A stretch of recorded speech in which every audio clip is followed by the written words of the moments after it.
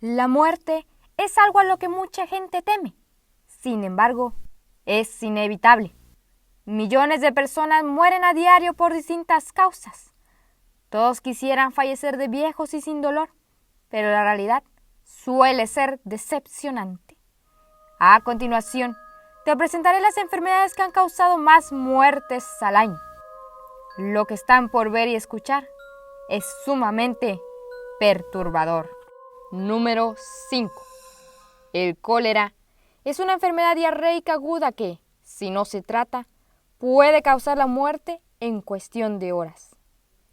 El cólera se debe principalmente al acceso insuficiente a agua salubre, provocando que el agua contaminada por heces humanas sea un medio frecuente de brotes de una bacteria llamada Vibrio cholerae.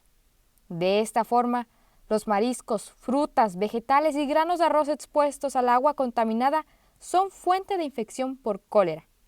Por razones inexplicables, las personas con grupo sanguíneo O tienen el doble de posibilidad de padecer cólera en comparación con otros grupos sanguíneos. Los síntomas no tardan en aparecer. La diarrea surge de repente y provoca rápidamente una pérdida de líquidos peligrosa de hasta 1 litro por hora. Los vómitos se producen especialmente en las primeras etapas del cólera y pueden continuar por horas. En cuestión de tiempo, la deshidratación aparece y si llega a niveles extremos, puede provocar la muerte. Estas características hacen que en principio sea difícil distinguirla de otro motivo de diarrea, por lo que el diagnóstico de cólera se confirma aislando las bacterias a partir de muestras rectales o heces del paciente. Actualmente existen pruebas rápidas con tiras reactivas para su confirmación temprana. El cólera es una enfermedad que puede tratarse fácilmente. La pronta administración de sales de rehidratación oral para reponer los líquidos perdidos logra casi siempre la curación. En los casos particularmente graves, puede ser necesario infundir líquidos por vía intravenosa para salvar la vida del paciente. Asimismo, los pacientes deben recibir antibióticos para acortar la duración de la diarrea. Número 4. La enfermedad pulmonar obstructiva crónica, o EPOC, es una enfermedad progresiva y potencialmente mortal.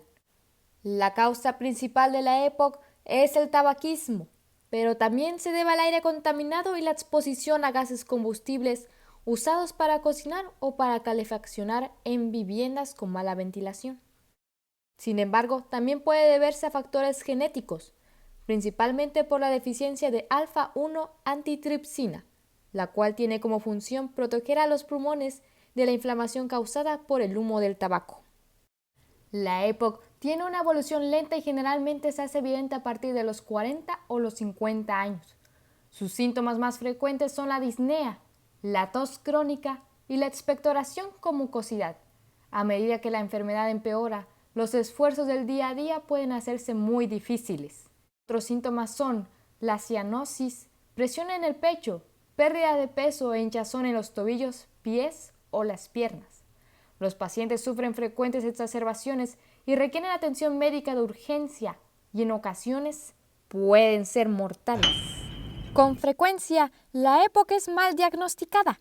En ocasiones se le dice a los exfumadores que tienen EPOC cuando en realidad puede que tengan un simple deterioro u otra afección pulmonar. Para diagnosticar dicha enfermedad se deben llevar a cabo varias pruebas médicas, donde la principal es la espirometría, pero también se incluye una radiografía torácica, exploración por TC, gasometría arterial y finalmente un análisis de laboratorio para descartar otras afecciones o determinar el trastorno genético de deficiencia de alfa-1 antitripsina. La EPOC es una enfermedad incurable, pero el tratamiento puede aliviar los síntomas y reducir el riesgo de defunción. El tratamiento más eficaz y menos costoso para los fumadores es, precisamente, dejar de fumar. En algunos casos, el tratamiento con corticosteroides inhalados es también beneficioso. Otras medidas son la toma de medicamentos como los broncodilatadores, inhibidores de la fosfodiesterasa tipo 4, teofilina y antibióticos.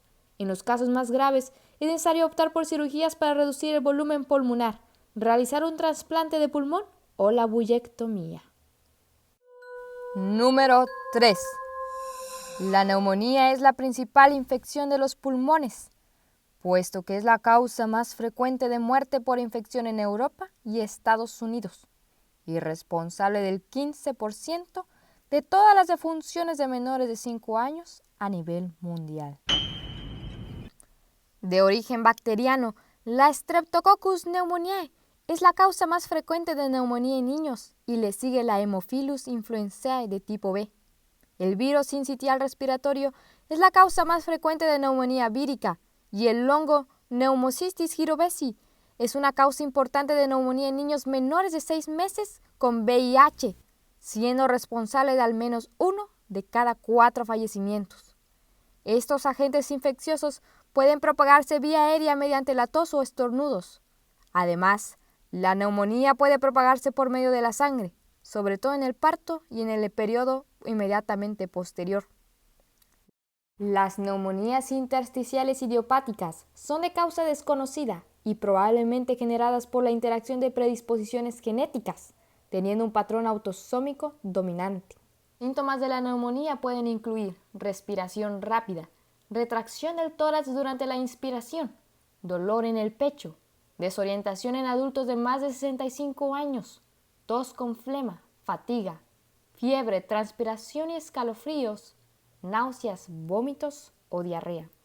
Los lactantes con afectación muy grave pueden ser incapaces de comer o beber y pueden presentar pérdida de conciencia, hipotermia y convulsiones. Inicialmente se puede confundir con la gripe, así que para detectar la neumonía se requiere una radiografía de tórax que determina la extensión y ubicación de la infección. Sin embargo, para identificar el tipo de agente patógeno, se realizan análisis de sangre y la prueba de esputo. La neumonía causada por bacterias puede tratarse con antibióticos, especialmente la amoxicilina. Se recomienda hospitalización solamente en casos graves e iniciar tratamiento intravenoso. Sin embargo, las infecciones causadas por virus no precisan ni mejoran con tratamiento antibiótico. Número 2. Un accidente cerebrovascular ocurre cuando se interrumpe o se reduce el suministro de sangre que va a una parte del cerebro, lo que impide que el tejido cerebral reciba oxígeno y nutrientes. En cuestión de minutos, las neuronas cerebrales empiezan a morir. Un accidente cerebrovascular puede producirse por una arteria bloqueada o la pérdida o rotura de un vaso sanguíneo.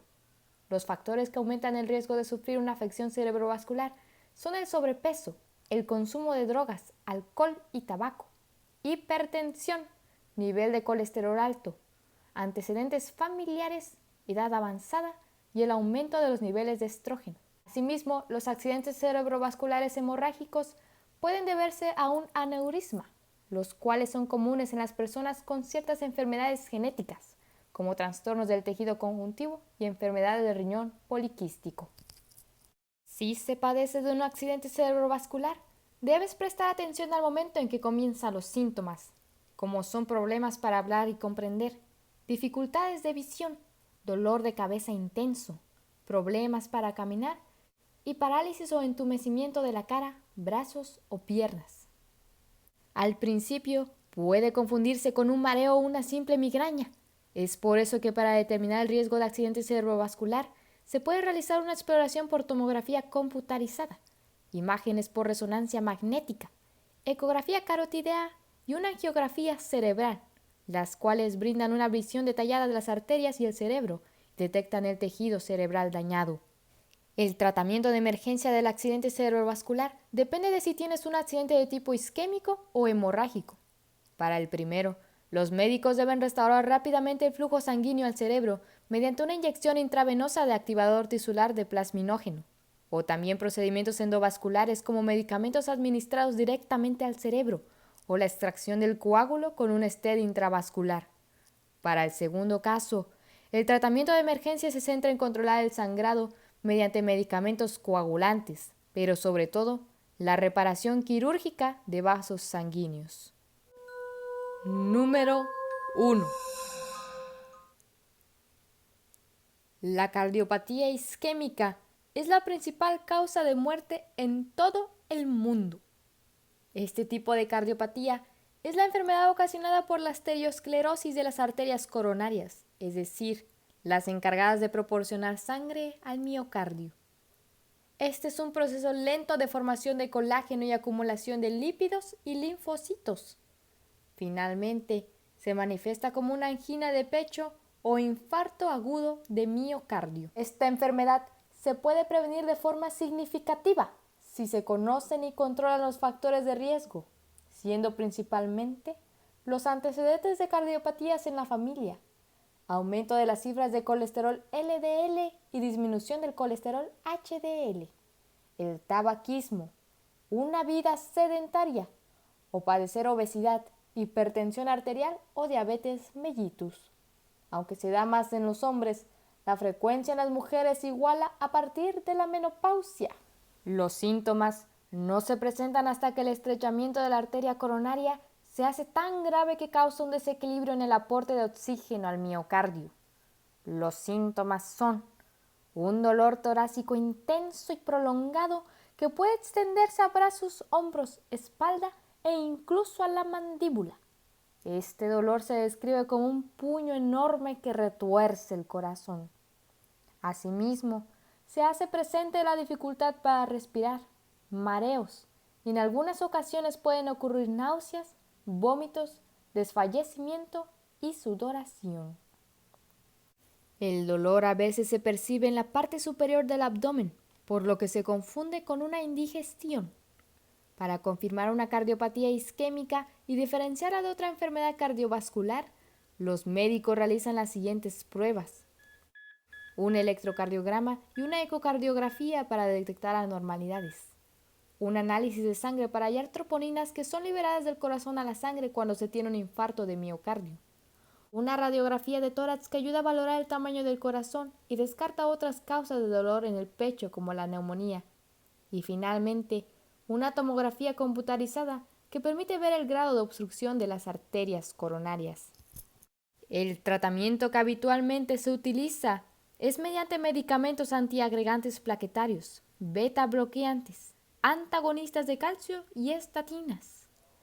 Tratamiento quirúrgico, donde la técnica más utilizada se conoce con el nombre de bypass, el cual consiste en volver a restaurar el flujo de sangre utilizando un fragmento de vena o arteria secundaria. O, de ser necesario, una angioplastía para remodelar el vaso taponado desde dentro del propio vaso, al que se accede a través de la piel. Todo ello se hace con anestesia local. Está de más decir que el paciente permanece despierto en todo momento. Si el video te gustó, por favor dale pulgar arriba y compártelo con todos tus amigos. Les ha hablado Andrea Carpio y les deseo buenas noches.